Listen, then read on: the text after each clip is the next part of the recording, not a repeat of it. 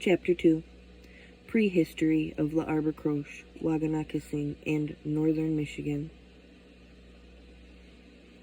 The land of the Odawa has a long and interesting history, and even prehistory. From the early indigenous hunters to the time of European explorers, the land and the first people were one. The land shaped the people and gave them their connection to Grandmother Earth. The Odawa stories of creation tell about the muskrat that dove underwater after the world was covered by water and came up with a piece of earth. Many Odawa and other Native American oral legends are allegorical tales with biblical, scientific, and historic counterparts.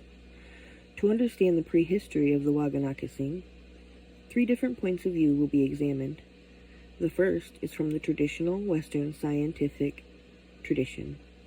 The second is from the modern diffusionist view, and the third is the native perspective. According to the archaeological point of view, L'Arbre Croche was covered by tropical water and had life forms during the Devonian period between 500 and 250 million years ago. In the Devonian time, the whole state of Michigan was underwater in a warm sea located on the then equator.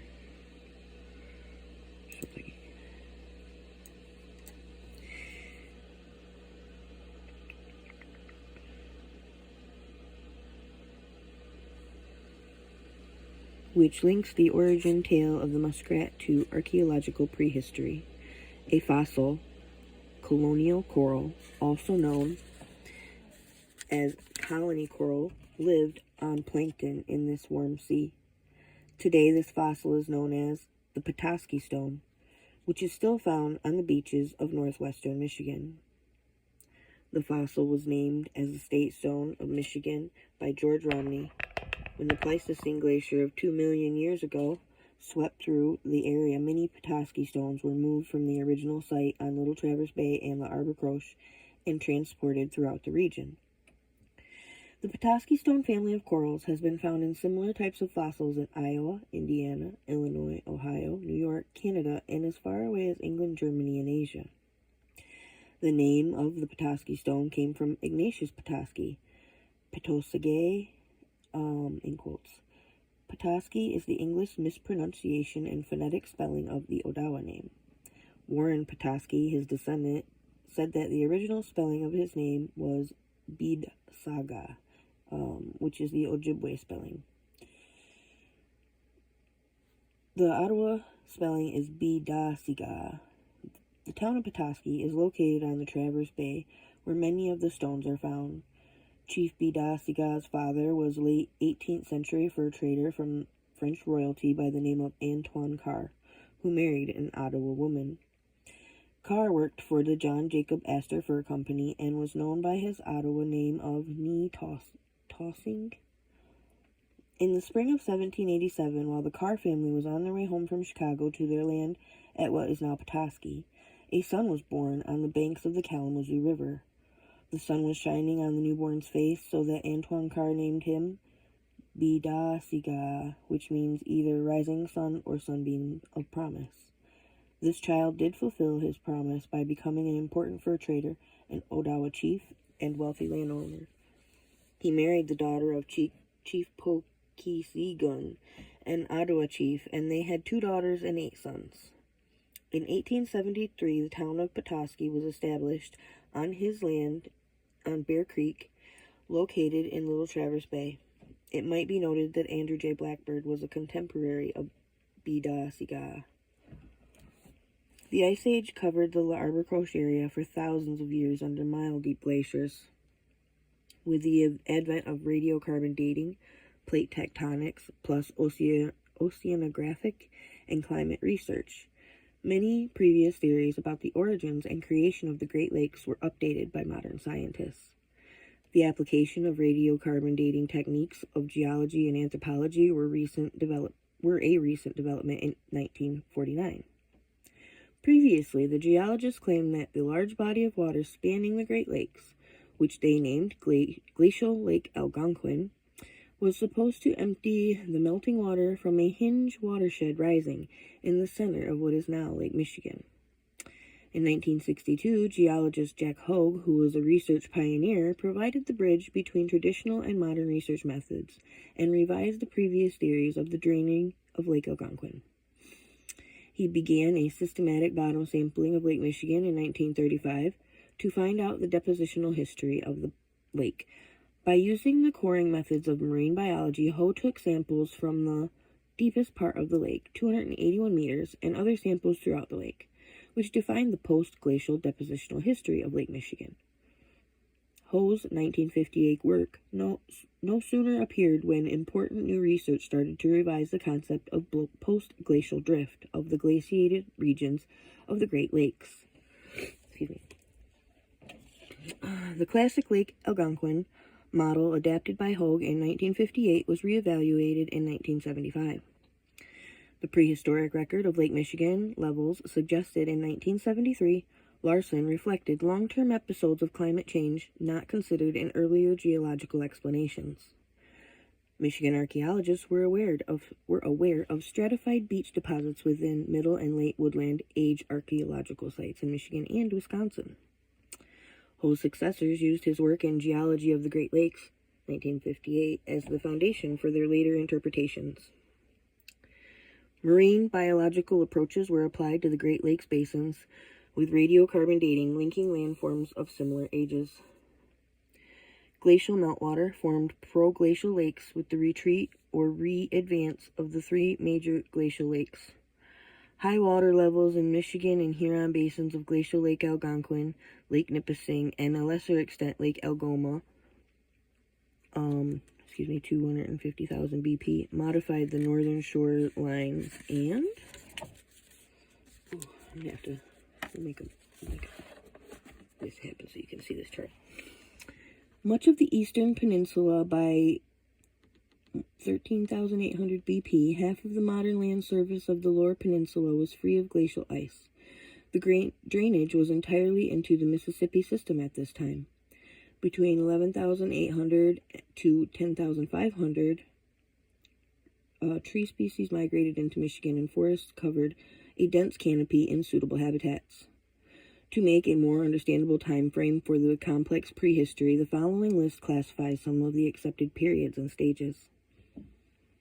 And I'm not going to try to read all that, but here you go.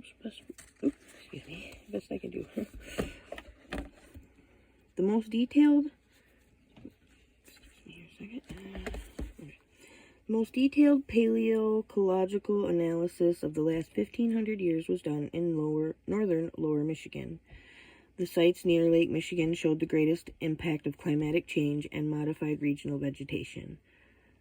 Benado, 1981, summarized his findings as follows. Mild conditions persisted prior to ca. AD 400, but a cold interval occurred between ca. 500 and 800. The well-marked warm period evident from 1000 to 1200 was the last time that the temperatures were equal to 1931 to 1960 mean. A prolonged cooling period occurred after AD and reached 1 degree below the 1931-1960 mean by the 1700s. A warming of half a degree Celsius is indicated from ca. AD 1750 to 1850. And that's 1981. 143, I'm not sure what that's about. When the ice began melting, approximately 11,500 years ago, the lake level was over 150 feet lower than it is at present. Massive sand dunes are north of Cross Village, but south of the village to Little Traverse Bay is tillable soil ideal for corn crops. The first people, and later the Odawa, settled here between maple sugar season and until the fall harvest, when they would move south to cover trap lines as far as Chicago. According to Euro-American archaeologists, when the Paleo-Indians appeared around 10,400 BP, Michigan was a subarctic grassland with scattered woodlots. Southern Michigan was a densely wooded boreal forest. The caribou herds and mammoths living here at the time of Paleo-Indians were replaced by mastodons, smaller and scattered caribou, moose, and elk herds. Post-glacial environmental adjustments often occurred within an individual's lifetime. Environmental stability was not a characteristic of early post-glacial Michigan habitats. The late Archaic period in Michigan, which was approximately 5000 BP to 2500 BP, 3000 BC to 500 BC, occurred when there were modern vegetation communities and the water levels of the Great Lakes were higher than they are today. The aquatic environment was totally different than ours today, and they also faced dramatically fluctuating lake levels. The late Archaic inhabitants had adapted to the diverse and changing environment. The artifacts used raw materials, including native copper and marine shell. The inhabitants produced unusual artifact forms such as bird stones, gorgets, and turkey tail bifaces. The presence of such exotic raw materials provides evidence of formal systems of trade and exchange, while the occurrence of these artifacts in caches and burials speaks of organized ritual behavior and social interactions. Such activities, no doubt, serve to define the identity of distinct social groups and structure their economic, social, and religious interaction. Some modern diffusionist theories claim that traders from the Mediterranean came through Michigan on their way to the copper mines of Lake Superior over 4,400 years ago. The copper from Lake Superior mines has recently been found in the Mediterranean and could have furnished the materials for the Bronze Age. Only recently has metallurgy analysis been sophisticated enough to establish the source of the North American Michigan copper in the Mediterranean sites. These traders were supposedly Phoenician, Sumerian, or Egyptians. A circle of stones is located on Beaver Island, which is like a small Stonehenge, and was possibly built by these people to worship the sun god Baal.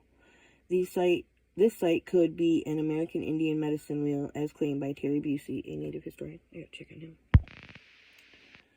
him.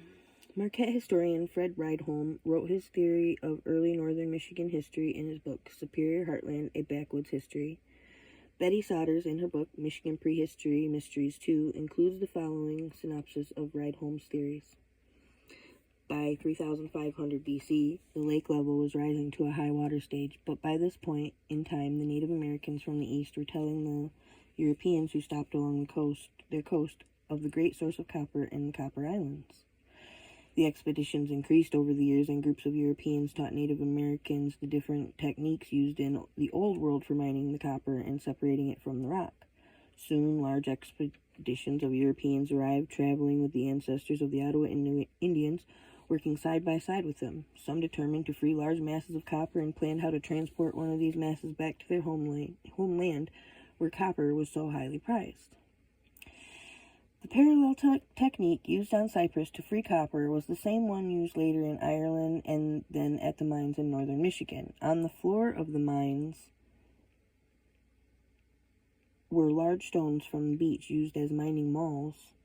From the fires set by the miners, which heated the stones, they were able to remove the pieces of ore.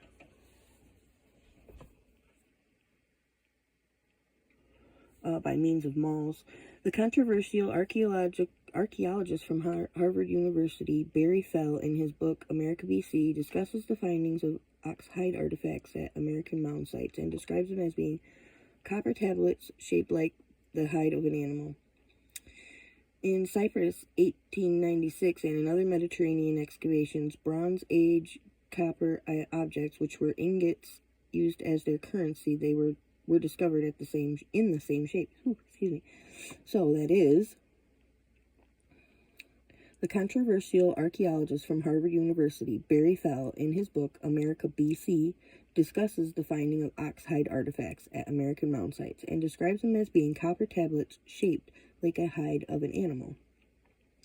In Cyprus, 1896, and in other Mediterranean excavations, Bronze Age copper objects, which were ingots used as currency, were discovered in the same shape. Interruption here again. I do believe I have 2 of those in my possession. I took them to archaeologists. One said, possibly it's heavy enough. The other said, no way. Anyway, ingots were recovered in the Mediterranean from 3 shipwrecked ships during the late Bronze Age. They were sunk off the coast of Haifa, Israel, over 3,000 years ago. Another sailing ship, a 40-foot trading vessel, was found off the coast of Turkey at Uluburun, located at a depth of 150 feet. This ship was carrying numerous commodities ranging from blue glass ingots, swords, arrow and spear heads, pottery of Mycenaean origin, ivory, and most important, a tonnage of copper ingots neatly stacked in the hold of the ship. These oxhides of copper weighed 6 tons. In this ship were 200 copper ingots. They weighed 60 pounds each, which is the weight for an ancient talent. The talent was a form of money used in the ancient Greek, Roman, and other Mediterranean seaports. Copper was needed in Egypt over 9,000 years ago. This valuable and desirable metal was used throughout the Nile Valley for both palace and pyramid construction.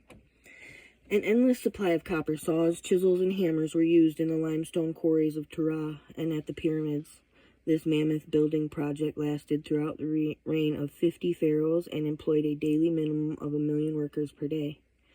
In Fred Rydholm's theory of the prehistory of the copper people, he states, "The copper fields of Michigan became the designation of world trade routes. Copper was in such great demand during the Bronze Age that all the seafaring nations of the world were represented in that trade. The British Isles and the Brittany coast, the Normandy coast, and the Mediterranean, the Celts. Over the centuries, many of the Ottawas, Ojibwe, and Potawatomi mingled with the people who lived near the copper fields. Bands of these people later went south or pushed west. They became the Sac, Fox, Menominee, and Miami. Further south, they were the Kankakee, Sauk, Pawnee, and out west, the Crow, Arapaho, Cheyenne, and Blackfoot. As previously mentioned in California, they became known as the Whitescan and Wishkoscan. Those who returned east learned to write their language in the white man's alphabet, such as Cree and Micmac. Andrew J. Blackbird was a descendant from captured slaves of the western tribe of underground Indians who were assimilated into the Ottawa tribe. As mentioned before, the name Odawa means traders, and probably the Odawack traded with all of the other American Indian tribes, as well as possibly traders from the Mediterranean, Europe, and the Far East. But with the beginning of the Iron Age, the demand for copper ended. Northern Michigan and the Great Lakes were far away from the great cities of the Maya, but not that far from the Mississippian societies of the Midwest. Cahokia across the Mississippi River from St. Louis was once the greatest population center north of the Rio Grande. Cahokia was constructed around 1000 AD on a 15-acre earthen structure overlooking a flat plain. The Odawa, or their predecessors, probably visited Cahokia and other major training centers. When Charles C. Mann published 1491 New Revelations of the Americas before Columbus, he went about the American Indians of the Great Plains. The material cultures were simpler too. No writing, no stone plazas, no massive temples, though Plains groups did leave behind about 50 rings of rocks that are reminiscent of Stonehenge. The relative lack of material goods has led some to regard these groups as exemplifying an ethic of living lightly on the land. Perhaps, but North America was a busy continent for more than 1,000 years. Mother of pearl from the Gulf of Mexico has been found in Manitoba and Lake Superior, copper in Louisiana. The Upper Great Lakes region was similar to the Great Plains in terms of native culture, since it had neither stone plazas and massive temples, but did have at least one Stonehenge-like rock circle. The prehistorical tribes and the Ottawa lived in a nomadic season file of living lightly on the land. The Lake Superior copper reached Louisiana through trade routes.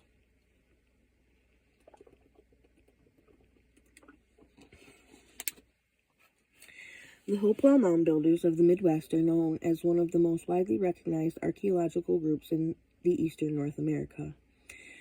The earthen burial mounds, large geometric earthworks, and exotic artifacts, which are manifestations of the Hopewellian culture, have long fascinated both archaeologists and lay people alike.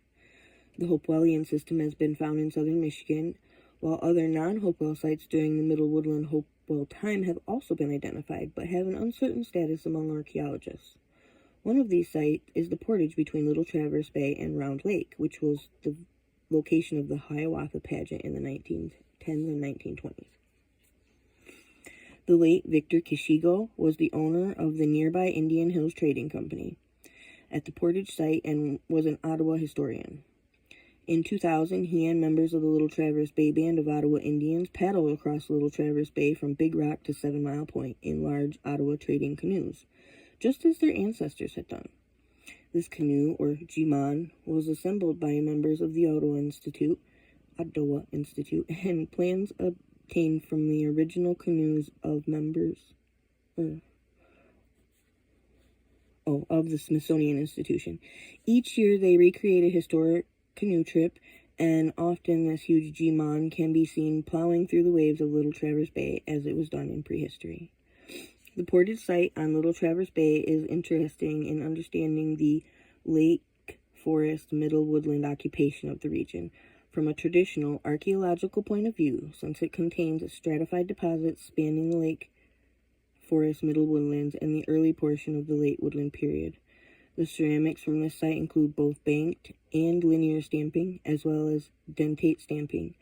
Radiocarbon dates for this site are from 100 to 300 AD. To the north of Cross Village on Y Camp Creek, but still in L'Arbre Croche, a site that predates other sites on the Traverse Corridor was examined. The Y Camp Creek site is dominated by, quote, linear stamped, with significantly lesser amounts of pseudo-scallop shell stamped. Plain and dragged linear stamp, punctuated and bowsed ceramics. A single radiocarbon date of 1,320 BP, plus or minus 120 BP, exists for this middle woodland component. Lovis, ND, Lovis and Holman, 1976-270.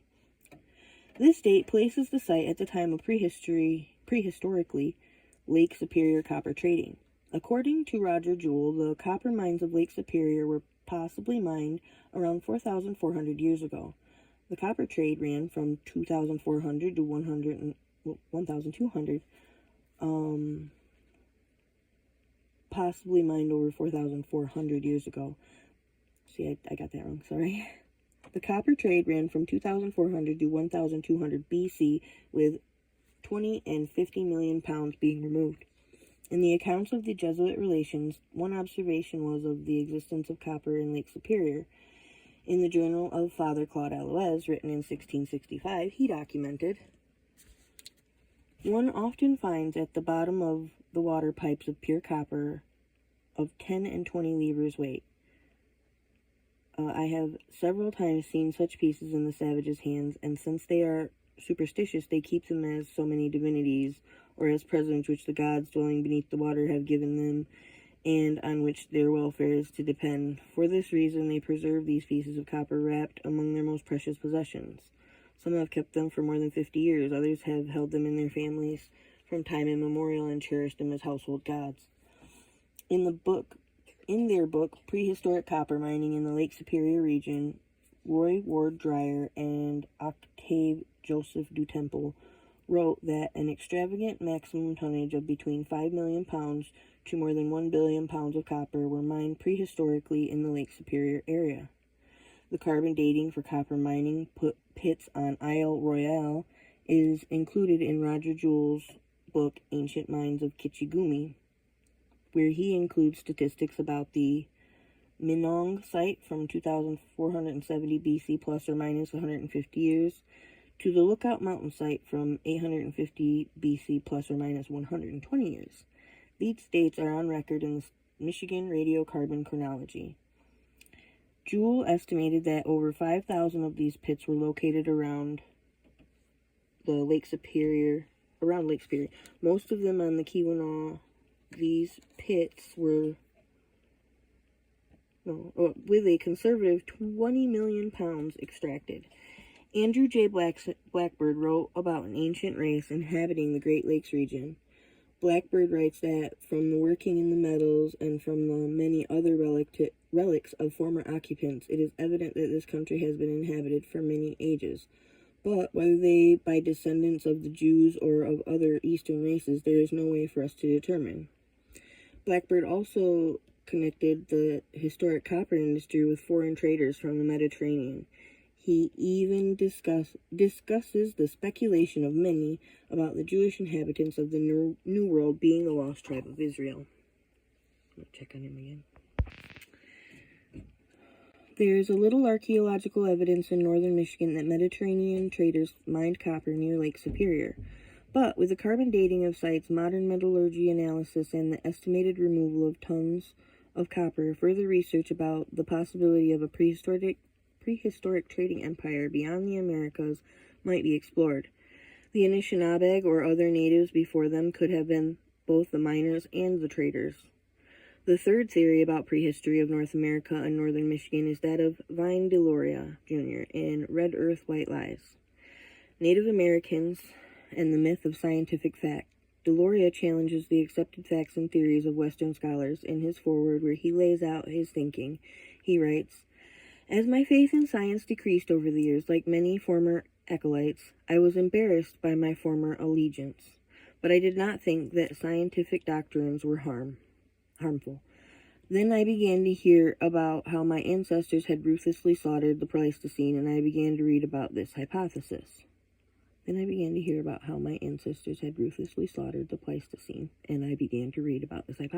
make sure I read that right.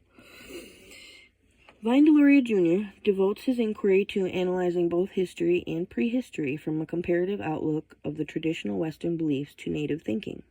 He looks at the way scholars amassed information and came to conclusions about how American colleges and universities come to institutionalize their ideas.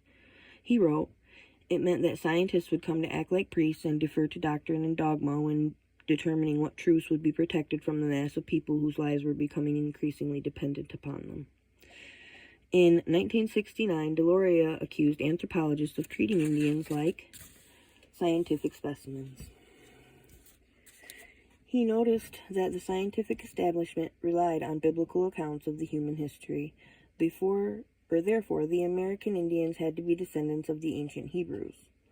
Also, the scientists believed that the Native Americans could not travel by water, so that the Bering Straits became the only overland trail from the Holy Land to America.